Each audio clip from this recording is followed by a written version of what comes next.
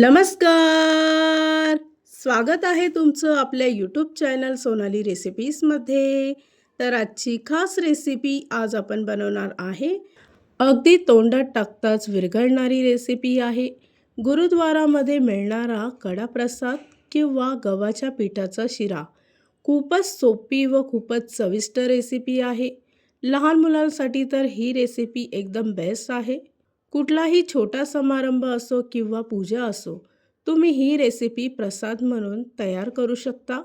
चला तर मग या रेसिपीसाठी लागणारे संपूर्ण साहित्य व कृती पाहून घेऊ. कडा प्रसाद बनवण्यासाठी इथे मी एका पॅनमध्ये किंवा कढईमध्ये 1 वाटी साजूक तूप घेतलं आहे. तूप चांगलं गरम झालं की त्यामध्ये आवडीप्रमाणे ड्रायफ्रूट टाकायचे आहे.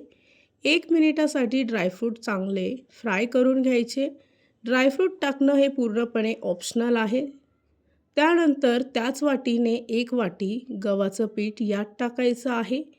3 ते 4 मिनिटासाठी मध्यम आचेवर पीठ चांगलं तुपामध्ये भाजून घ्यायचं. अगदी त्याचा रंग बदलेपर्यंत. 4 मिनिटांमध्येच तुम्ही ते पाहू शकता की पिठाचा रंग बदलला आहे, म्हणजे पीठ चांगलं भाजलं गेलं आहे. या रेसिपीमध्ये ही प्रोसेस खूप महत्त्वाची आहे. त्यानंतरच तो प्रसाद अगदी परफेक्ट तयार होईल. पीठ भाजून झालं की त्यामध्ये 1 वाटी साखर टाकायची आहे. ती सुद्धा चांगले मिक्स करून घ्यायची. इथे मी सर्व साहित्य एकाच वाटीने मोजून घेतले आहे. या प्रसादासाठी हे प्रमाण अगदी परफेक्ट आहे. आणि 2 वाटी पाणी टाकायचं आहे. ते सुद्धा व्यवस्थित मिक्स करून घ्यायचं आहे.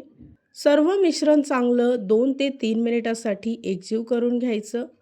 या रेसिपीसाठी लागणारे संपूर्ण साहित्य व कृती मी तुम्हाला डिस्क्रिप्शन बॉक्समध्ये दिले आहेत, तर तुम्ही तिथे जाऊन चेक करू शकता.